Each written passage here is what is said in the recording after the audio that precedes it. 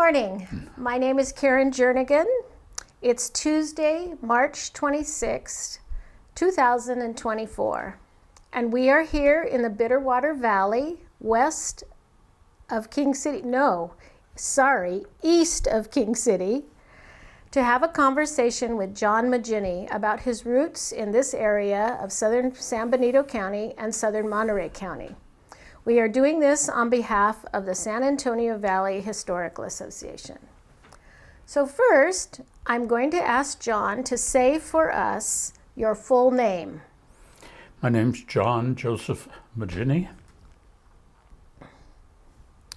But you are often known by another name, is that right? Yes, and it stuck with me forever. Johnny Joe. And so do you mind telling us how you got that name or why people call you that? My aunt apparently went to the hospital to see me, and my mother said, "This is John Joseph Maggini," and she says, "No, I'm looking at Johnny Joe," and it stuck. And it stuck. And is that okay with you? Yes. Yes. Okay. Yes. Because that's how I always, when I first met you, that's what I heard. So do you like people to call you Johnny Joe, or in this interview, should I call you John? Whatever you'd like. Okay, all right. Certainly. Okay. I want to make sure we have permission to use this recording to educate people about history. So, John, do we have your permission to share this information with others interested in history, including publication on our San Antonio Valley Historical YouTube channel? Yes, you do. Great. We are conducting this interview at 13 Lonoak Road in Bitterwater, also known as 46385 Airline Highway, in the ranch home of John and Darlene Maggini. In the room with us is videographer John Jernigan and one guest who has come to listen, John's wife, Darlene. So let's start with just some basic facts. John, what is your date of birth? October 17, 1937. 37, which makes you age 86. 86. Mm-hmm. Okay, and where were you born? King City. Okay, and do you know what building you were born in? I believe it was the old hospital, just a house that was known as a hospital, but I'm not sure about that. I believe so.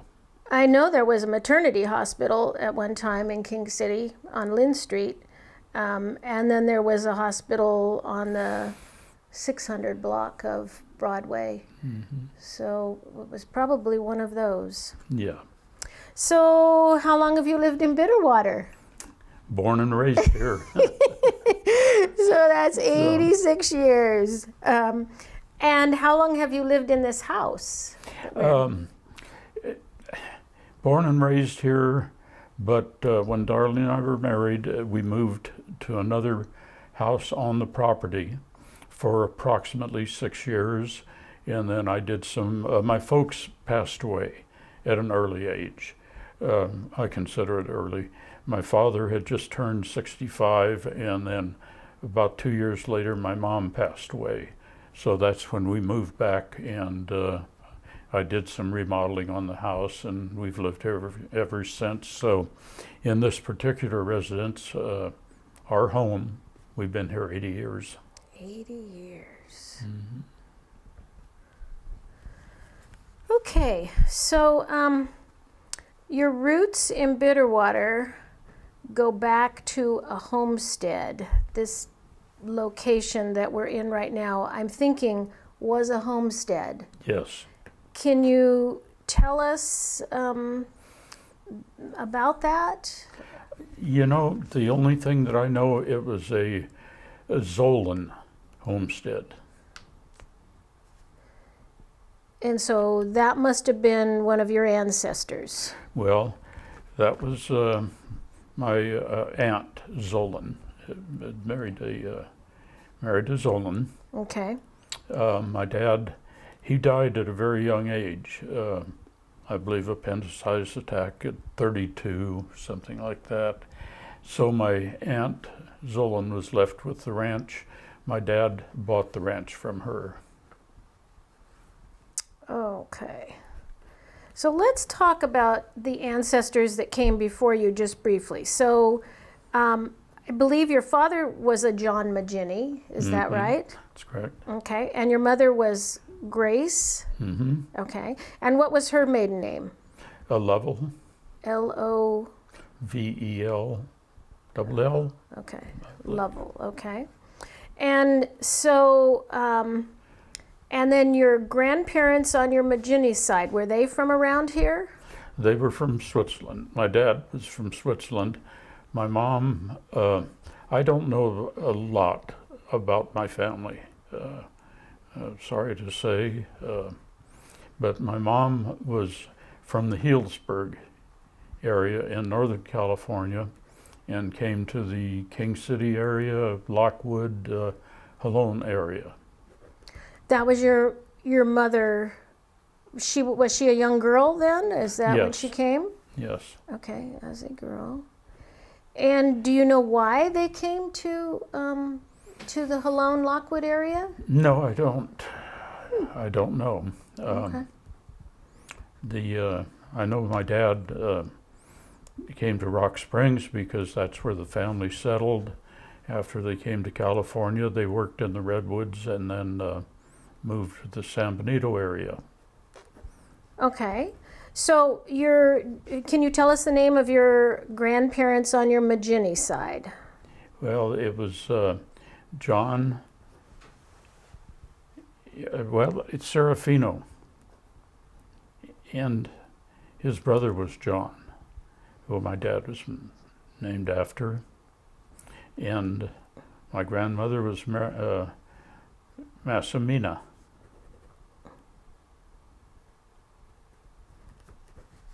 Okay, and then your mother's family, Grace, her family came here to the Lockwood area, and somehow they must have met. Yes. Do you know that story? I do not know. I don't know that story. Okay. Yeah. And okay, all right. So we got that. That was so we talked about your Maggini side, and then your maternal grandparents would be on your mother's side. They were the Lovells, is that right? The Lovells. Okay, and then where do the Zoellins come in? Because I recognize that name from. So one of the Zoellins was your aunt, is that right? Yeah, that was my dad's sister. Okay, dad's sister.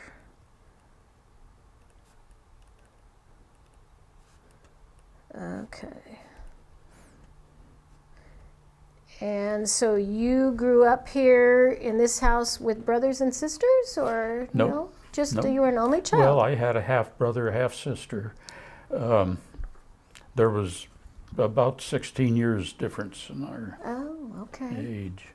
So I was, not close to my brother and sister because they were almost doing their own thing in my earliest memories. I was close to my sister Phyllis, who married Sands.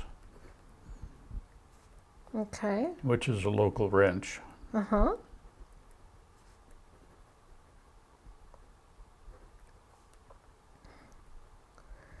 So let's just talk a little bit about 1937. That was the Depression when you were born. Can you tell us some of your earliest memories of Bitterwater and of this area? If you think back. The valley itself has not changed a great deal, but the stories that I hear during the Depression times, and of course there were a lot of homesteads in the little valley here. There were 3 schools in this valley. Each school had, as I understand it, 20 to 30 students. Now there's one school, and that's where I went, and it was about 25 to 30 students in the one school. And that was Bitterwater-Tully School? Bitterwater-Tully School. Okay. Did you ever go to just the Tully School?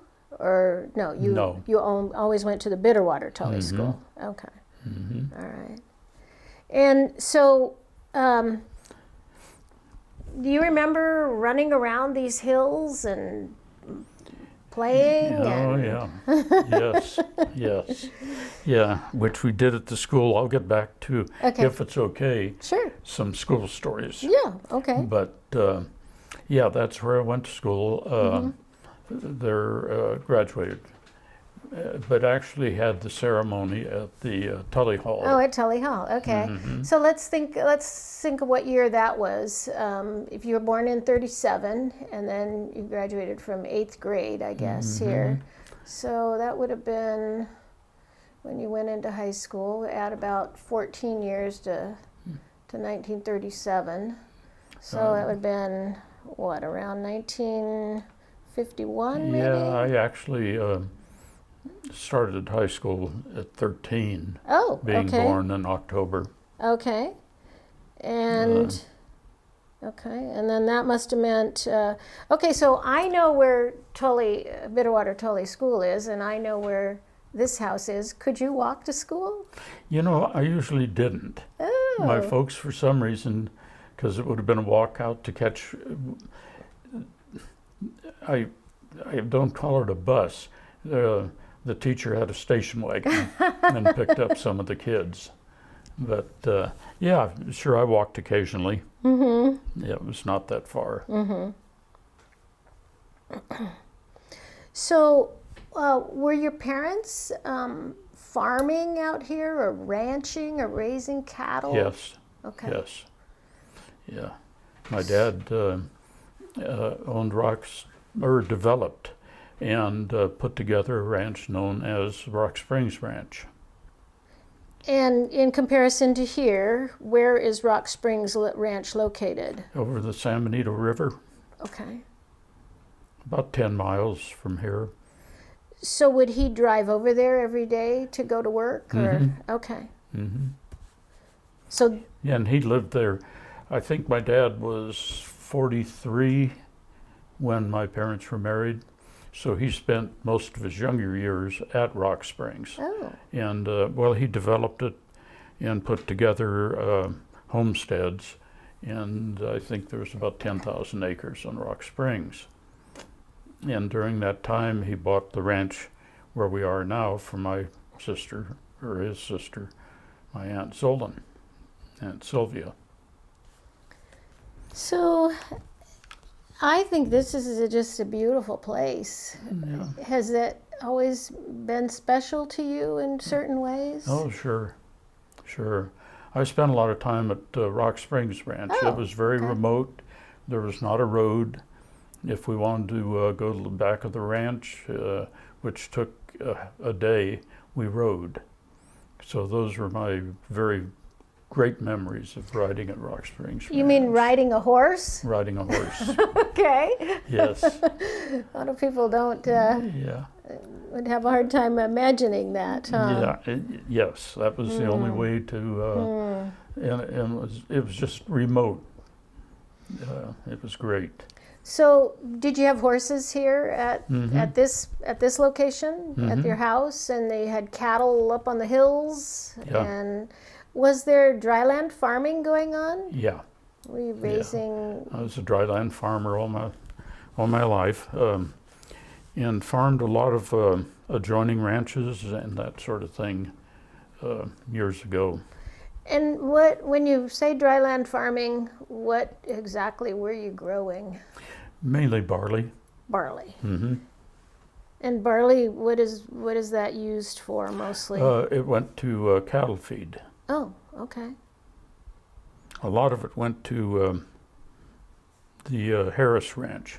Oh. The Harris feedlot. Yeah. But yeah, we depended, absolutely on rainfall. So it was spend a lot of time looking at the sky, wondering when it will rain. Recently, we've had maybe more than we need, but I can never say that because we could never have too much, actually. So you have always lived right next to what is known as Bitterwater Lake, Yes. right? So you've seen it go up and you've seen it go down. Yeah, yes, too close at times, but Bitterwater Lake ran over in 1911. And from that time until 97, 98, it never ran over again.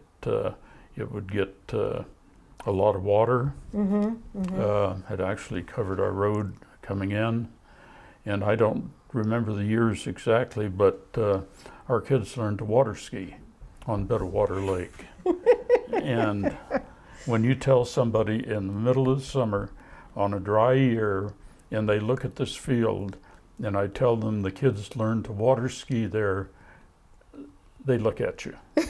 And I thought about that when we were driving in on your road. I was imagining, I could see Bitterwater Lake, and I could imagine if it was a little bit higher, you might be able to get a boat on that. But yeah. I think you said that the water came pretty close to your house at one time. But the kind of the history of the lake in 1911, when the lake ran over, and obviously I don't remember, but I heard all the stories. The water came right up to the floor of my Aunt Sylvia's house, because that's when they owned the Zoellins. The school teacher then, I have no idea who it was, the school's in the same place where it is now, she had a boat. And she rowed over and she stayed with my Aunt Sylvia Zoellin. And she tied her boat to the front porch. oh my! And was able to stay and then row back to the school. We thought the lake, being that long a period, would never run over again. It did in 97, 98. Okay, 97, 98. And when my dad built this house, he just moved back far enough that it was above the site where the other house was. Okay. It came dangerously close to this house, but it didn't. It was never inside the house or anything. So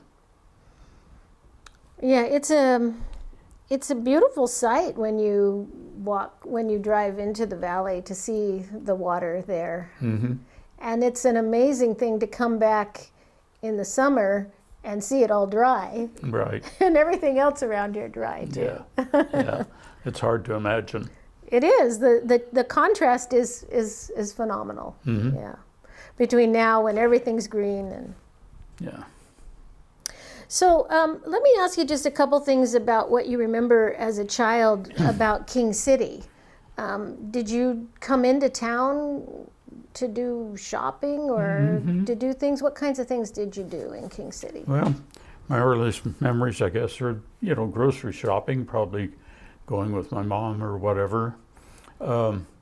Carl's Market, I don't know the year that Carl bought that grocery store, but a lot of my early memories are going with the folks to Carl's Market. Was it on the 200 block of Broadway where I remember it? Okay, so it was there for a long time. Long time. Okay. And you knew Carl? Oh, I knew him so well. He was, my dad and Carl were very good friends, and he was able to hunt at Rock Springs Ranch. Oh, okay. And I was able to spend all of my hunting years hunting Rock Springs. And Carl was one of my hunting partners, even though there's quite a difference in our age. At that time, we were very good friends, yeah.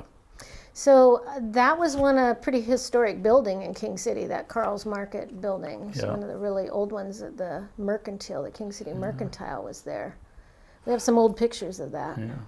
Kind of an interesting story about, everybody could charge at Carl's Market. And if, it was also a liquor store. And if someone from out here wanted a bottle of liquor of some sort, they would call Carl and say, Joe, our son, is stopping by after school. Could you send a bottle of whiskey out with him and put it on our tab? And Carl would give it to him and let him bring him whatever. It trusted you, huh? Yeah. Not to drink it, but to bring it, Not to drink, to deliver it. But the folks were in touch with Carl, and he knew the deal. And yeah. So what else, anything else you remember about King City? Did you ever go to the movie? Did you ever go to the city park or anything like that? Yeah, but my memories are more with the ranch and here. I guess my dad occasionally would take me to a double feature. When they used to have the double features on Saturday, one would be a Western usually, and then in the second feature would be a detective. My dad loved to play cards. He would take me to the movie, to the theater. Go across the street was the what was the name of it? They had, I don't think it was a bar necessarily, but they played a lot of cards. So my dad would go and play cards with people he knew and then pick me up after the movie. And so that's one of my memories of. So that would have been also on the 200 block of Broadway at the was Real the Joy 200. Theater, and then across the street, maybe it was the Town Club or. The Town Club. Yeah, the Town Club. Yeah.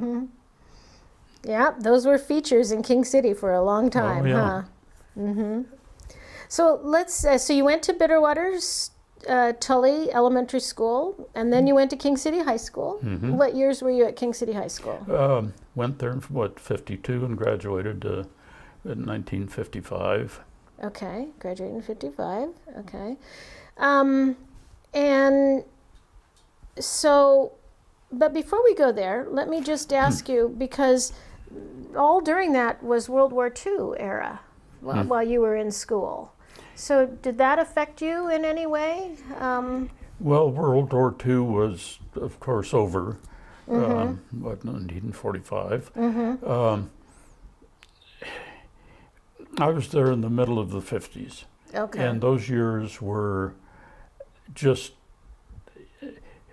happy years. Everybody seemed to be, they were just golden years, that's all, looking back. And I think we even knew it at the time. And but in 1954, something happened that has had a long-lasting effect. I took my wife at 14 years old on an FFA hayride. And that's when you met her, before she was your wife, huh? In 1954, and then we were married in 1958. Okay. So you met her then at high school? Yes. Okay. And we'll talk a little bit more about that. But I want to know if you have some memories of high school in King City. Was that a positive experience? Was Yes. It was? Yes. Good time, huh? Yes, it was. Anything in particular, any teachers or any subjects that you particularly liked or didn't like? I was not a good student. Okay, so that wasn't your I just thing. had a hard time studying. I wanted to be, I'd sit there dreaming about the ranch, loved to build, just had a hard time studying. And But I was not a bad, I was not a terrible student though either, actually.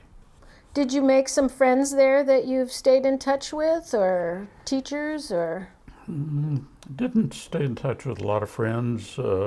Jim Albanese is still a good friend. But we're losing friends. I know. Yes, it's happening. At this age, huh? Yeah. And of course, my best friend was Ed Tully. Oh, okay. Yeah, we actually played in a playpen together at Babies, and we were best friends all our life. And he lived out here and He went to lived school here. with you and was Yeah. part of the Yeah. Tully clan. Yeah. And I don't know if you'd want to go to a story that he's going to be involved with, and we touched briefly on the Sure. on the Bitterwater School, Sure. and it's the Bitterwater School's in the same place, but it's a different building. And at that time, there was a little bit of indoor plumbing. There was a fountain and not even a washroom, though. There was not a plumbing. There was no indoor toilet. The bathrooms were on the side of a mountain just behind the school. On the right-hand side was the girls' restroom. On the left-hand side was the boys. Ed and I were in the first grade. Alice Tully, was in the 8th grade. We were out in the play yard, and all at once Ed comes screaming and crying out of the restroom. A big rattlesnake had crawled into the restroom with him. And Alice was so shook. She was tracing Ed to put his pants up. And that is, I think, a story that is...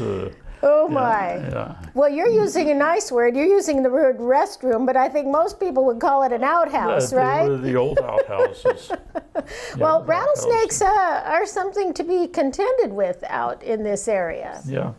In your lifetime, how many rattlesnakes do you think you've seen out here? Oh, a lot. A lot.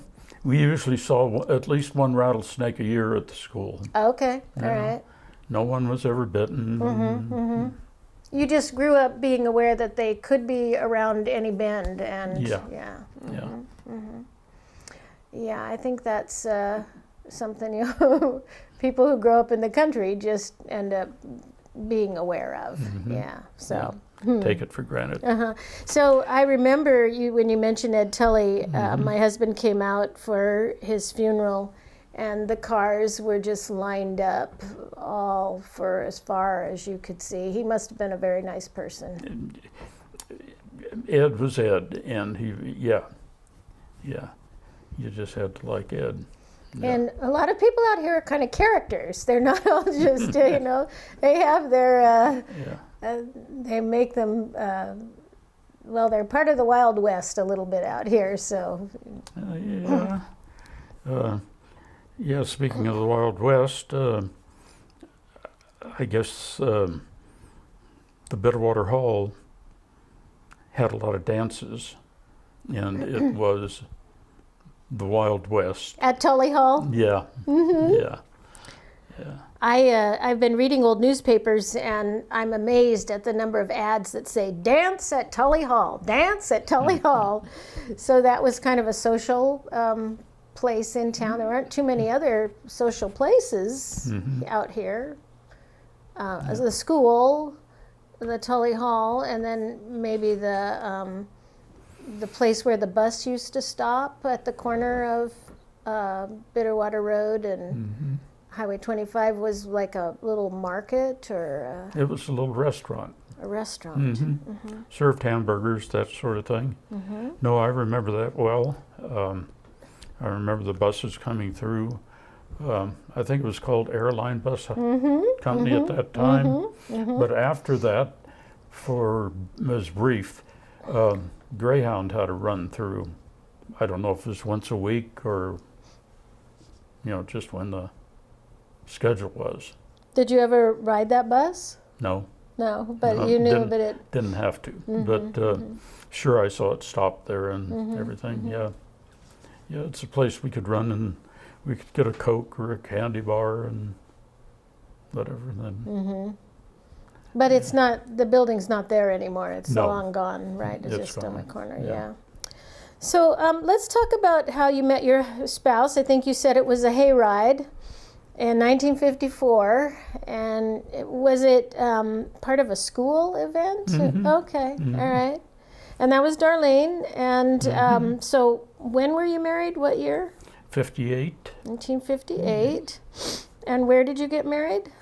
King City Catholic Church. Oh, okay. So that would have been St. John's. Okay. And do you remember anything about your wedding? Yeah. When the ring was supposed to go on, I took her hand. Some way she put her other hand up, and I put it on her right hand. But it's obviously, it didn't make a difference because it's lasted 65 years, I guess huh? so. But yeah, it was very private, just family, Okay. and very small. Uh-huh. And was there something about Darlene that you were especially interested in or attracted to? I guess so. All the above. Yeah. Attractive and yeah. She was still in school, though. She was a number of years younger than you. And so you had to wait. You were out of school, and you waited until she graduated from high school to get married. We were married the day after her graduation. Is that so? Yes. Okay. Yeah. You must have been ready to get married. We were. We were. And so then you moved. You moved here. Or you didn't move here. You moved here. That's when we moved to a little ranch at the old Bitterwater. They call it the Bitterwater Station. It was close to the old bus stop. Okay. And they right called it there. Station 5. Station 5. And that was where the oil the oil station was. They called it Station 5, and it's right at the corner of Bitterwater Road and Highway 25. Yes. And there were some other houses there. So you had some neighbors around there. Yeah. Yes, we did. We had very good neighbors. A family by the name of Carrillo's moved into the bottom house and became very good friends. Very good friends. They were. They had some young boys, and they worked for me because my father passed away. You know, not that long after we were married, and so I had the responsibility at a young age of the ranch, but needed a little help from time to time. So these boys were good. So were you renting that land when you lived there? You rented that house with you and Darlene? It was on our property. Oh, it was on your property. We owned the station. Oh, okay. You owned that property then. Yeah. Okay. That was part of the Associated Oil, of course, all those pumping stations in the old houses. But this Aunt Sylvia Zoellin, when her husband died, she moved into a house at the station, the lower house at the old station. And when Associated Oil Company sold all of the property, they gave people who had worked, her husband had worked for them some. Oh. And they gave them the chance of buying those pieces of property. Yeah, I think there's about 9 acres with the 3 homes on it. She bought it, but with not the intention of keeping it. She turned around and sold it to my father. Oh, okay. So that was your property, and that's where you moved into. Yeah. So then you ended up having some children. Were they born when you lived there? Yes. Okay. Yeah. All 3 were. So, and then we moved here. Okay. So tell me the names of your children, please. Okay. Dawn. Dawn is the first. Okay. Marie, Shari, Shari. and Mark. And Mark's the youngest? Shari's the middle. Okay, so Mark- Dawn's the oldest. Yeah. Dawn's the oldest, and Mark. Then Mark, and then Shari. Okay, great. Mark's the middle. Okay, great. So you had 3 children, and they all were born when you lived on that corner? Okay. And then you said, well, we need a bigger spot, or we need another spot, huh? Moved here. Yeah. Okay. They all graduated from Bitterwater. Okay.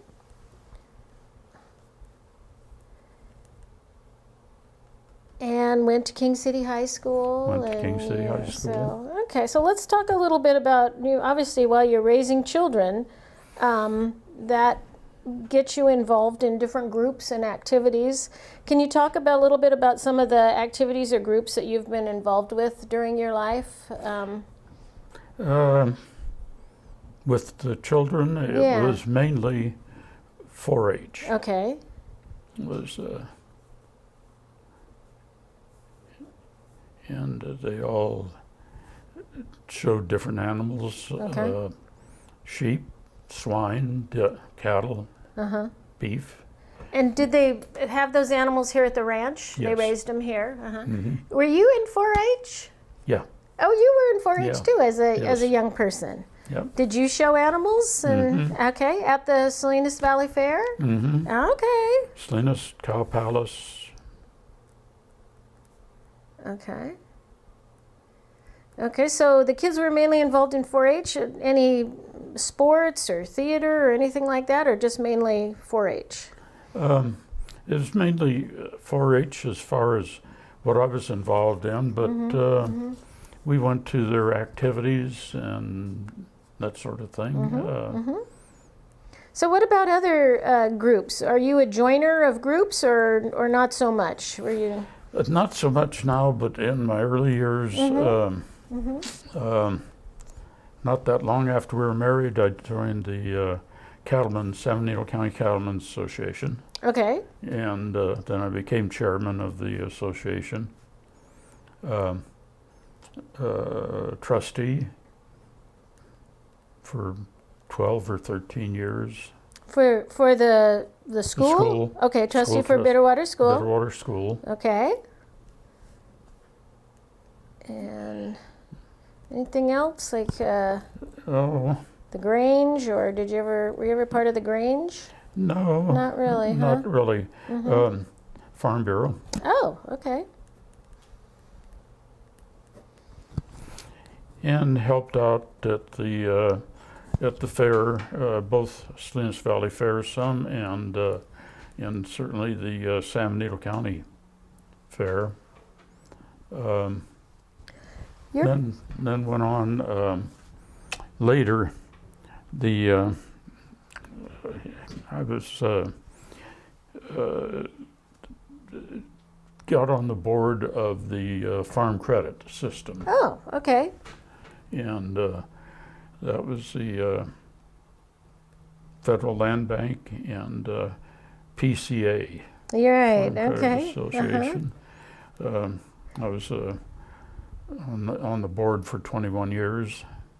So why did you do that? Was that to help other people get money? I was asked to do it, and the board members were supposed to be made of active farmers. Okay. And someone left the board locally, the Salinas Valley PCA, and they came and asked if I would run for position. And I did. And they went through several mergers and that sort of thing. And each merger they went through, I had the good fortune of staying on the board. It was a good experience. But what exactly did they do? Did they lend money to people? They made loans to farmers, Okay. agriculture, aquatic fishermen, a lot of grape growers. And the board itself did not make any loan decision. Oh. They had at one time in the early times, but that doesn't work very well. We were there just to kind of advise and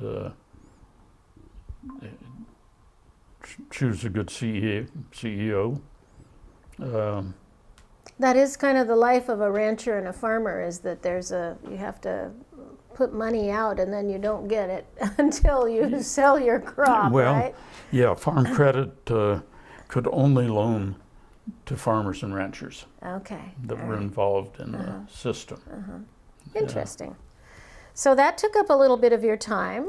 You had to Yeah. go to some meetings and Well, yeah. I was actually at one point chair of the Farm Credit Association and the Federal Land Bank, which is good experiences. So when you mentioned San Benito County, I know you talked about you were with the San Benito County Cattlemen's Association. your property here, is it in San Benito County? It's in San Benito County. Okay. And where is the line that, because obviously King City's in Monterey County. Well, halfway on the Bitterwater Road, just about Okay. halfway to King City Okay. is the, and then south 12, 14 miles is Monterey County. It's a confusing address because what's your address? Box 13, Lonoak Road, King City, California. Where do Right. you live? Well, in southern San Benito County. Yeah, it can be confusing. So you are right at the, because King City's only 20 minutes from here. Right. Right. And yet you are at like the very, close to the end of, or the south border of San Benito County, which goes all the way up to Hollister, right? Mm-hmm. Yeah. Yeah. So most of your things that you had to do that involved the government were with Hollister. Yes. Right. Yes. But,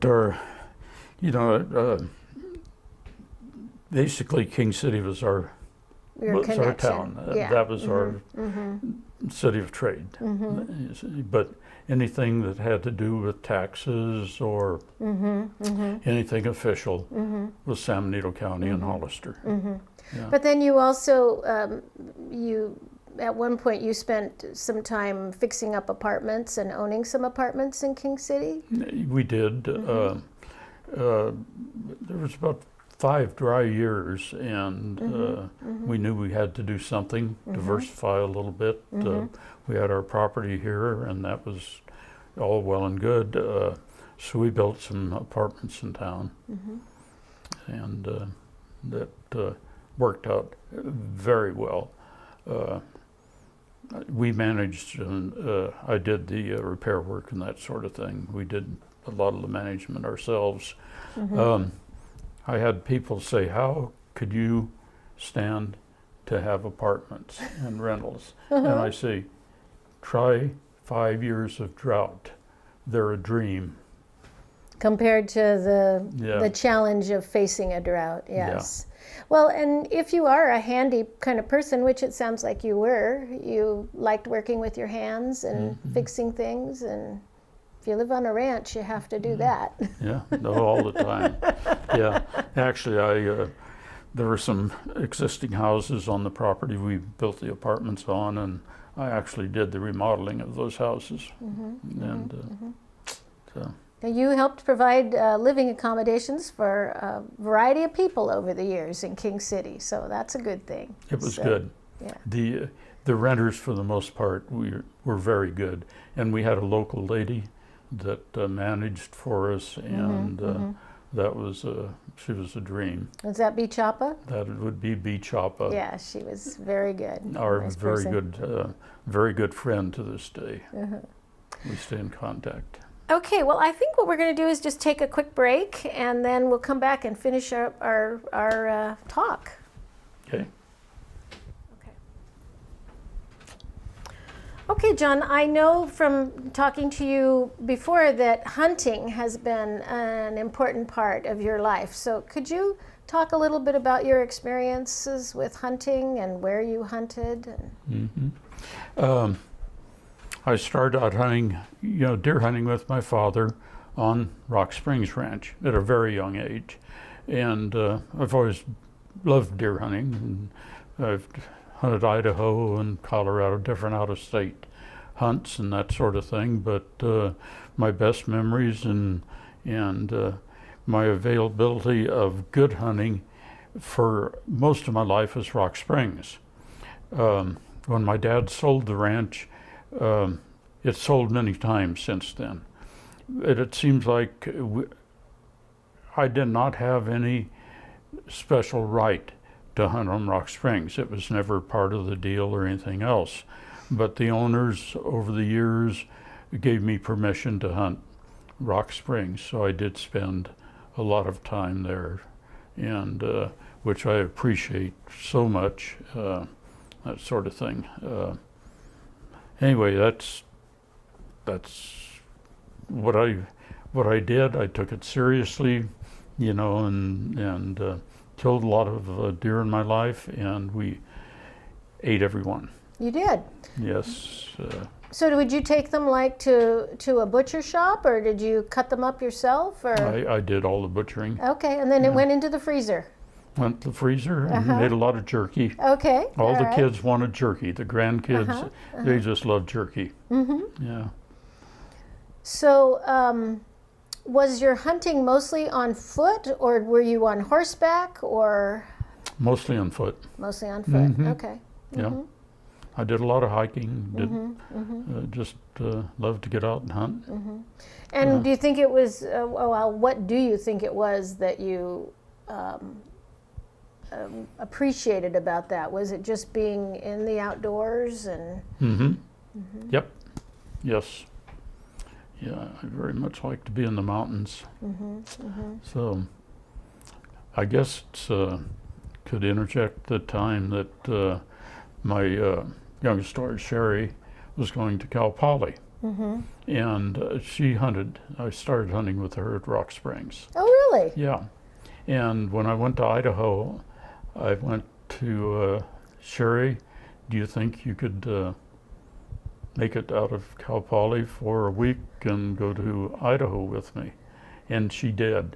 She took like 12 units, and well, to start with, she took 25 units, 1/4, so she could make a super light quarter of 12 units and make up for it and go to Idaho with me. Really? And we hiked very high, very difficult hunts, and she was just a trooper.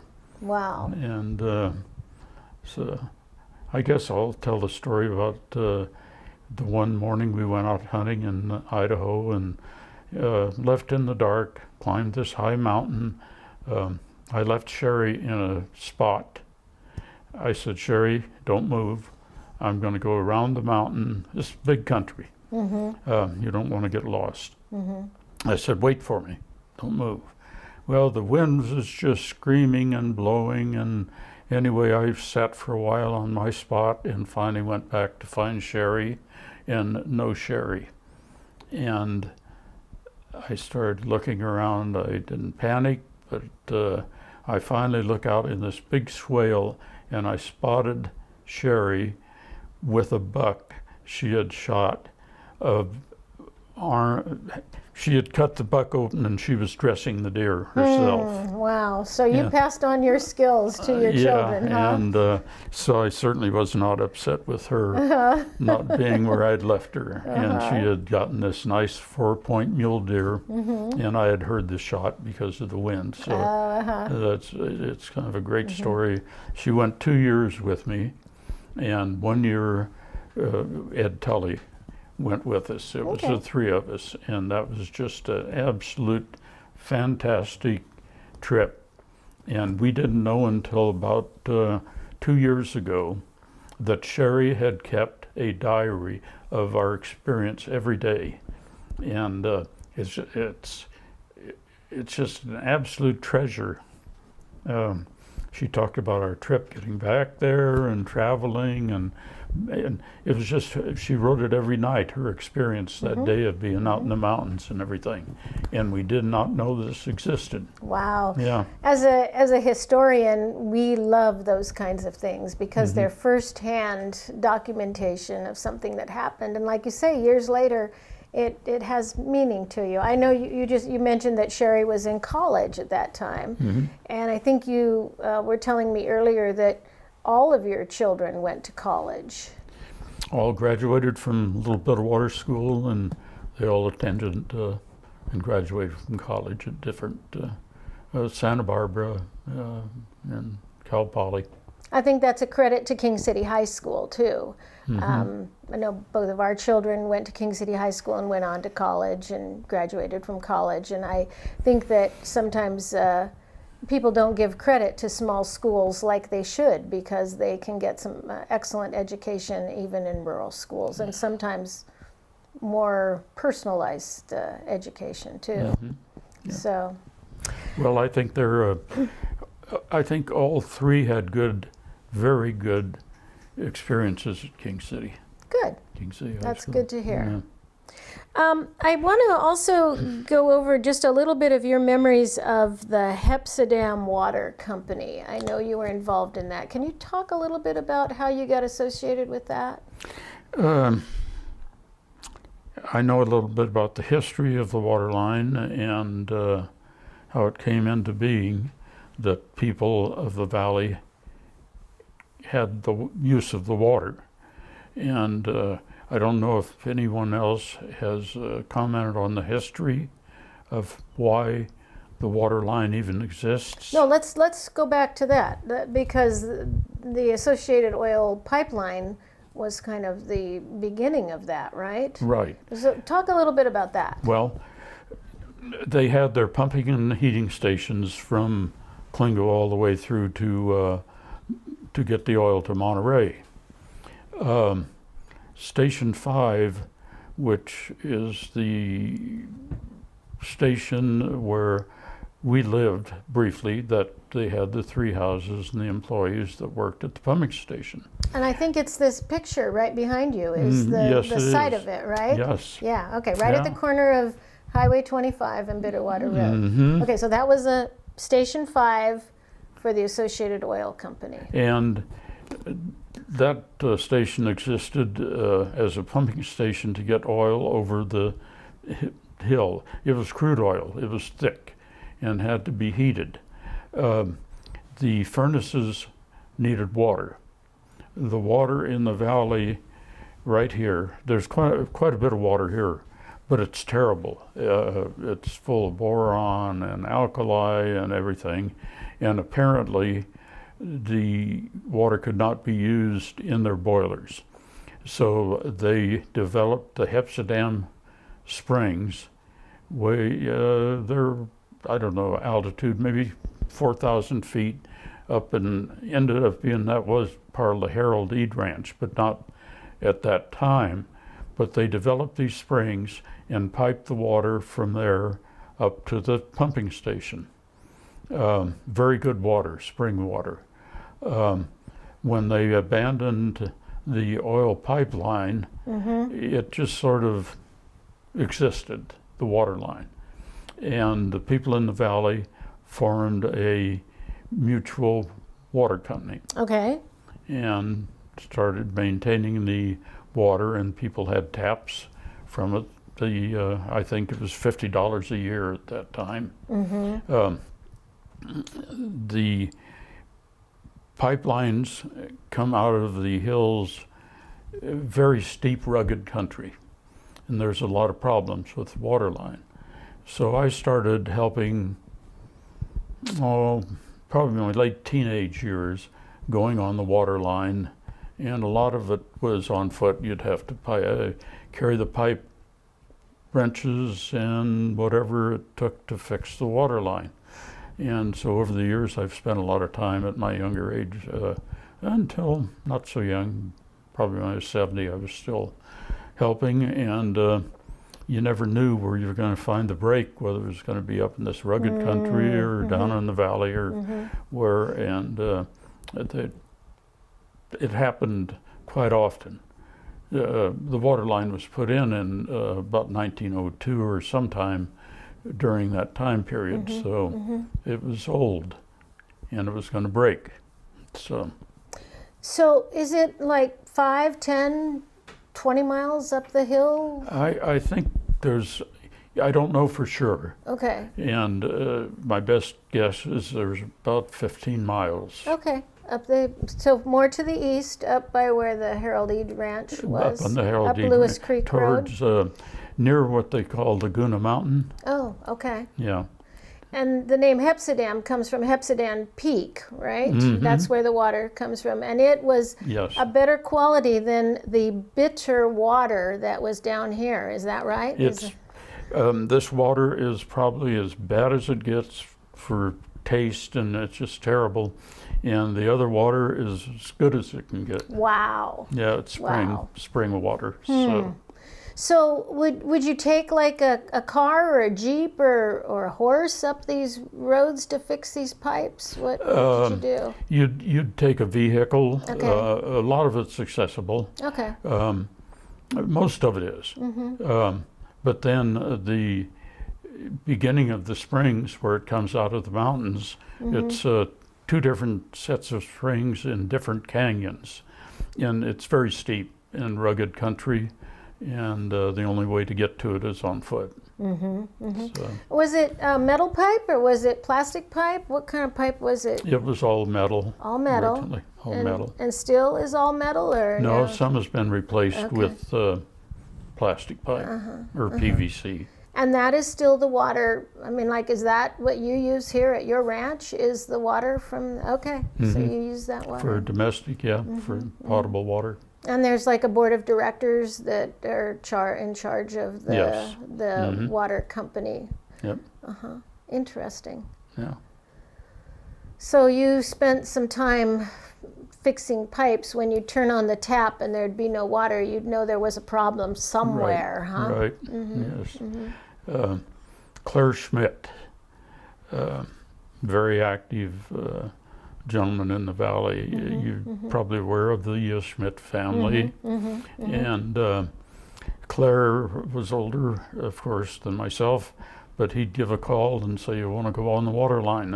We have a break," and we would. And it was sometimes we put in pretty grueling days. It was tough country, and Trying- loved every minute of it. I mean, it was out in the hills, and it was okay. It was good, good experience. I like what you said about that it was the best water you could get compared to the worst water you could get down here. Yeah, Well, the name Bitterwater, it kind of implies that there's been a long-standing problem with the water here. That says a lot. Yes, it does. So. Okay, and then I was hoping you could tell us a little bit about the San Andreas Fault. I've heard that it runs right here through Bitterwater. What do you know about the San Andreas Fault? our land moves a little bit once in a while. Really? Yeah, earthquakes. But it runs right through the back of the ranch, and you can see nice open grazing land running right up against these hillsides that are full of brush. And if you get a bird's eye view or from an airplane, you can almost see a line of the fault. There's not a big ditch that exists or anything like that, a big crack, but it's very identifiable because of the change of habitat. Interesting. Yeah. So do you ever remember any earthquakes here in the valley? Yeah. Yeah. So we have small ones occasionally, and maybe that's good. Maybe it's releasing pressure, so we don't get the big one. Okay.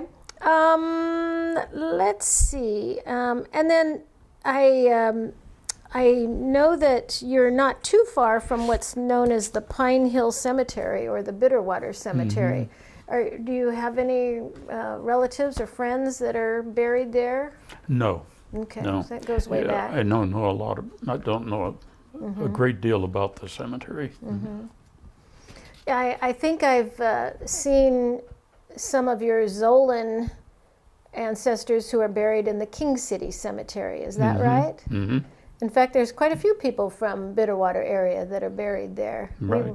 Yeah. We were just there this morning walking through the cemetery, and I'm kind of amazed at the number of people from this area that made that their final resting home. It's a beautiful place, so we're pleased about that. But there's a lot of Bitterwater history names there in that cemetery in King City.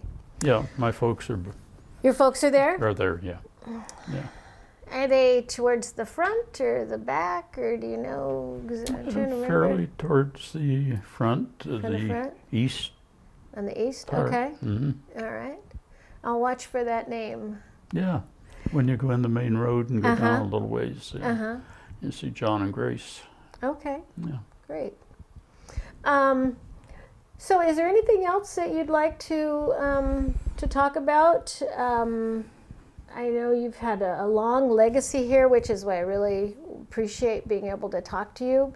I think you still have children and their spouses and grandchildren that come to visit you here?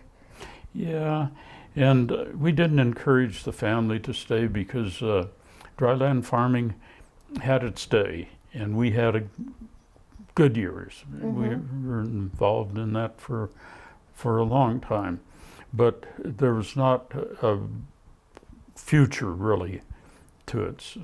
So we encouraged the children, of course, to go to college and kind of choose their own way. What they want to do. Good for you. Yeah. Yeah, it's not for everybody, but it has created a pretty amazing life for you and your family to be in this beautiful spot. It is, yeah. Especially right now when it's all green. Especially right now when it's all yeah. green, yes. And it is fun, though, in the summer to tell someone new to the valley that, oh, my kids learned to water ski out there. You get some weird responses. Hard to believe, huh? Yeah, so. Yeah, it really is. Okay, well, I think... I could, I guess I could go on and on about living here. It just, it's open, and this is where I lived, and I require some open space, and it's just what you live with. There's no place like it. Yeah. When we drive through here, we're just amazed at what is here, and it's so different from cities. It's so unique. It has its challenges, though. You have a lot of ground squirrels. You have rattlesnakes. You have dry grass. You have to watch out for fires. I know that over the years has been a challenge in some of the areas. And it is, and part of it is due to the fact the challenges are the farming land that was great farming land at one time does not produce enough. It's not that it doesn't produce, it's just the economy is not there. You just can't afford to farm anymore. So most of it's gone back to rangeland, which is part of evolution, of the involvement of where it's gone. So. Well, I remember reading some of the things about this valley involved sheep grazing here in the beginning. So it's changed from that. Although so once in a while I see some sheep around here. Yeah. So. Yeah. Mainly cattle. Mainly cattle. Yeah. Yeah. So. Okay. Well, I really appreciate being able to talk to you, and I'm hoping that as you think of more things that maybe topics we missed or we didn't touch on, that you will think about recording those or writing some of those things down, because there aren't a lot of people that have been around as long as you have to be able to share these ideas and these concepts with the younger generation that may not know what life used to be like here. So there probably are things that I don't know that I'm kind of glossing over, but it's you take advantage of things that exist because it's just part of where you are. So. Well, I think Bitterwater is a beautiful place, and I think you're fortunate to have lived here all these years. So you survived, and good for you for raising a nice family and taking care of this land. So. Yeah.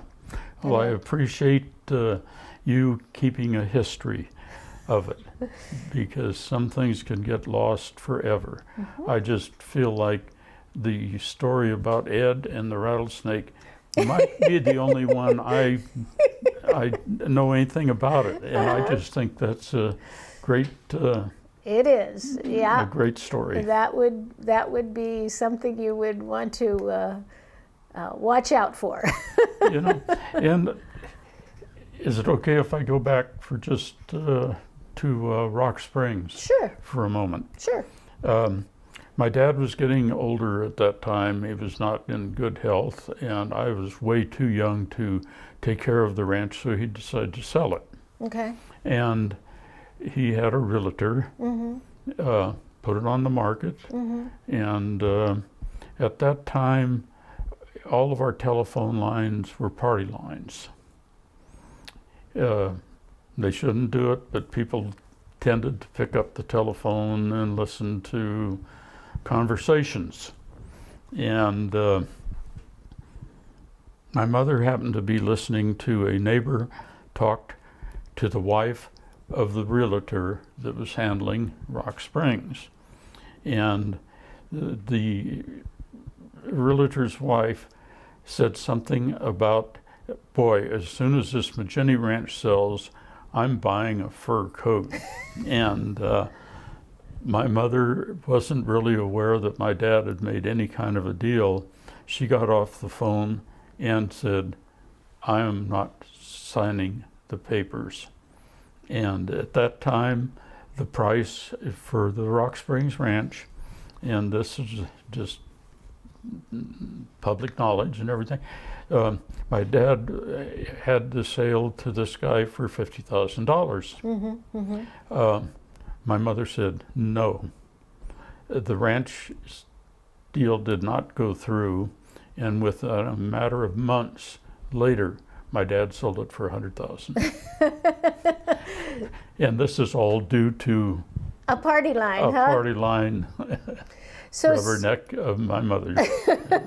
So the younger generation probably doesn't even know what a party line is, but where people shared a phone line and you could listen in on any call that was going on. Is that right? There might be 5 or 6 people, half a dozen people shared a phone on one line, and you could hear the phone go through. You hear the phone, and people just did it. So that lady did not probably get her fur coat with the extra money that she was not. No, not because of my mom. Yeah, she sometimes. I remember I remember the argument. I mean, it was a real deal. So. Wow, those are interesting things that happen in the country, and actually party lines were part of the city too. So in the early years, so. And I might also add, the Rock Springs Ranch has appreciated tremendously. I bet it has. It is a hunting ranch. It's a hunting ranch now. Yeah. And a cattle ranch still. So anyway, I just. Felt like I wanted to tell that little I story. think that's a great story, yeah. So be careful what you say on a party line, huh? Be careful. All right, well, I think that that will conclude our interview for today, and I just want to thank you, John, very much for talking to us. Thank you. Bye.